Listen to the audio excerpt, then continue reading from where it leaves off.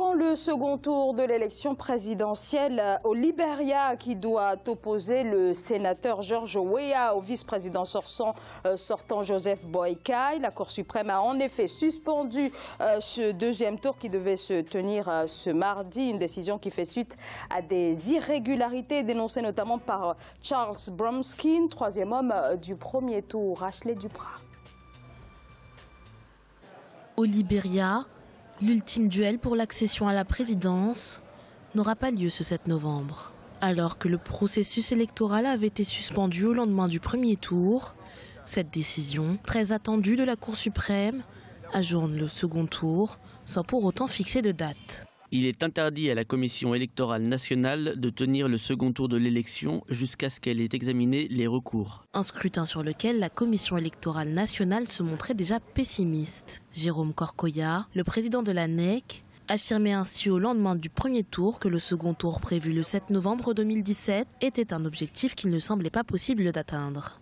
Parallèlement, le Parti de la Liberté, dirigé par Charles Bromskin, arrivé troisième lors du premier scrutin, avait déposé une plainte pour des fraudes massives et systématiques. L'enjeu ici, c'est la paix, c'est la paix. Il faudrait que tout se déroule dans la quiétude pour pouvoir vérifier davantage, pour ne pas qu'après proclamation ou dès qu'on va lancer le second tour, il y a des velléités. Ce pays qui se cherche encore n'a pas besoin de vivre pareille situation. Il faudrait que le pays sorte rapidement du processus électoral. Parce qu'il dit processus électoral signifie aussi ralentissement de toutes les activités. Dans son arrêt, la Cour suprême impose à la Commission électorale nationale d'examiner la plainte déposée le 23 octobre par le Parti de la Liberté, un examen qui pourrait s'opérer jusqu'au 22 novembre. Dans l'ensemble, ces procédures peuvent s'étendre jusqu'au 6 décembre, au plus tard. Alors en effet, même si la Cour suprême a enjoint la commission électorale d'agir au plus vite, les procédures judiciaires pourraient durer plusieurs semaines. Bakary Traoré, est-ce que c'est l'équilibre de ce pays qui est à présent en jeu? Est-ce que c'est un équilibre menacé?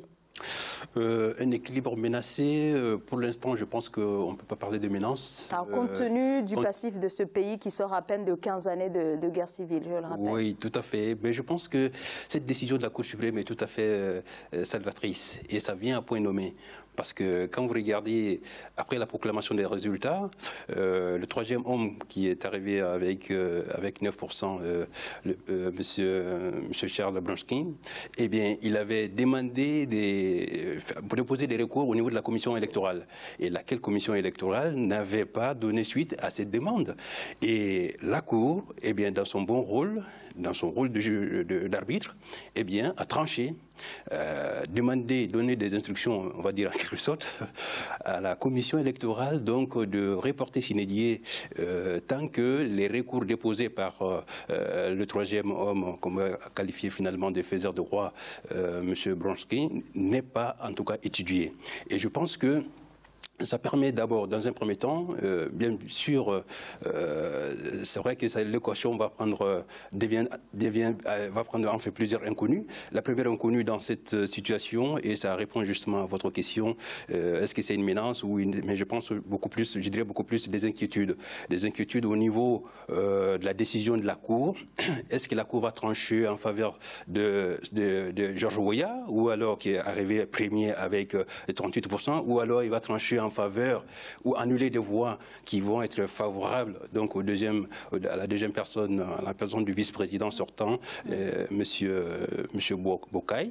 Eh bien, tout va dépendre donc de cette décision de la Cour. Ça, c'est une première inconnue. Et la deuxième inconnue que ça va susciter, bien sûr, c'est le positionnement même justement de ce troisième homme qu'elle faisait de roi, M. Charles Bromskin. Est-ce qu'il va se rallier à George Weah ou alors il va se rallier avec le vice-président sortant? Et là, c'est une grosse interrogation qui se pose. Et la troisième inconnue, s'il en est, et bien sûr, c'est comment les différents partis, les différents protagonistes, bien sûr, vont accepter la future décision donc de la commission électorale. Donc certes, il y a bien sûr des incertitudes à ces niveaux, mais pour qui connaît donc l'histoire, le passé récent, donc depuis les années 90 du Libéria, je pense que le droit va prévaloir sur toutes ces inquiétudes. On laisse bien. Daouda, dans un document, la commission électorale a déjà jugé les recours qui ont été déposés. La commission a estimé que voilà, les accusations n'étaient pas fondées. Pourquoi la Cour suprême lui demande de revoir finalement sa décision? Est-ce que cela montre finalement un manque de confiance entre la haute juridiction et par rapport à la commission électorale? Non, je ne crois pas que ça témoigne d'un manque de confiance. C'est la procédure selon le droit de ce pays. Et puis si vous observez les élections en général en Afrique, c'est aussi à peu près la même procédure. Sauf que là, parfois, il y a la Cour constitutionnelle à la place de la Cour suprême.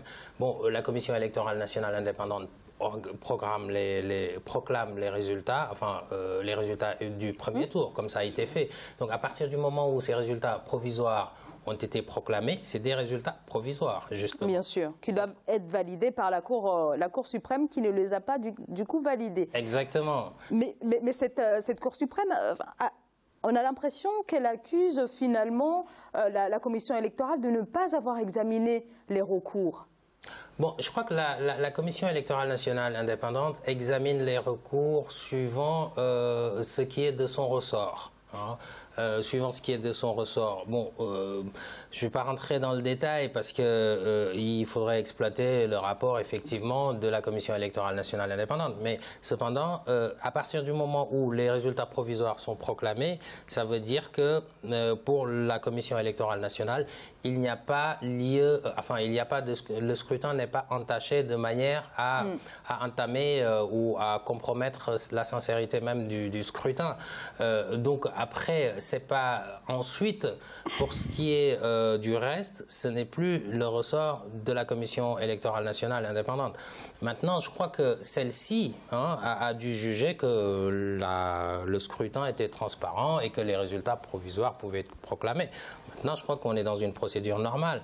Après, alors quand même, M. Bakary Traoré, est-ce que c'est une procédure normale? Puisque là, il y a quand même un flou. Voilà, il y a quelques jours, la Commission a rendu public un document disant qu'il n'y avait pas d'irrégularité majeure qui a été constatée pouvant stopper en quelque sorte la poursuite du processus électoral. Et là, en quelque sorte, il s'agit d'un réexamen des accusations de fraude, du coup.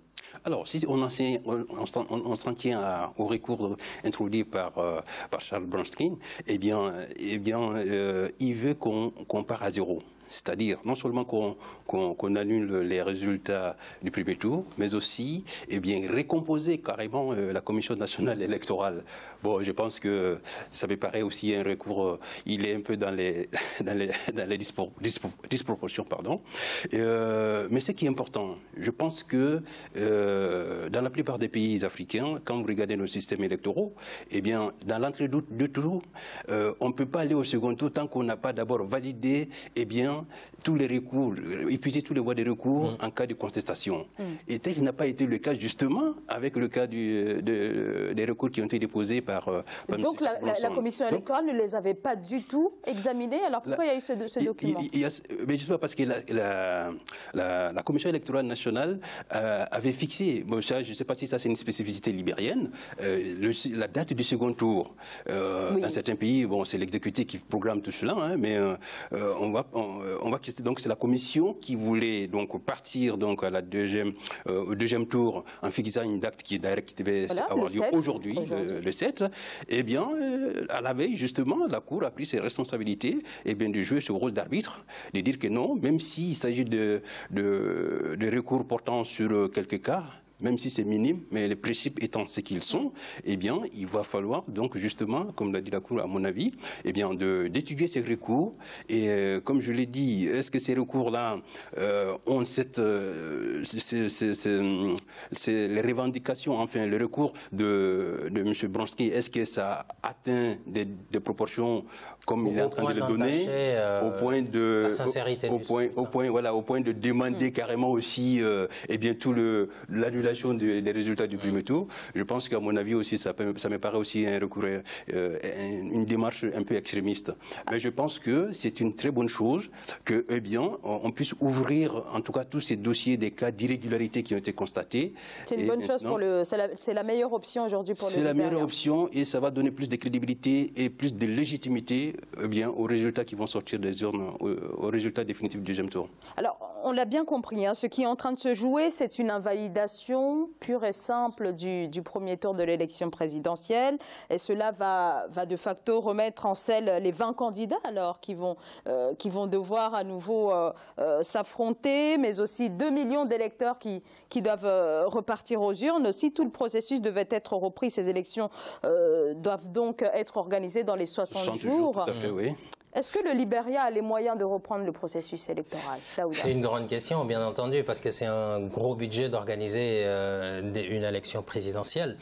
Donc je crois que sur ce point-là, c'est quand même regrettable. Bon, je ne reviendrai pas sur les faits, ce qui s'est passé. Bon, effectivement, on ne peut pas juger véritablement de la décision qu'a prise la Cour suprême hein, de suspendre le deuxième tour, puisque la Cour suprême est au-dessus de la commission électorale indépendante.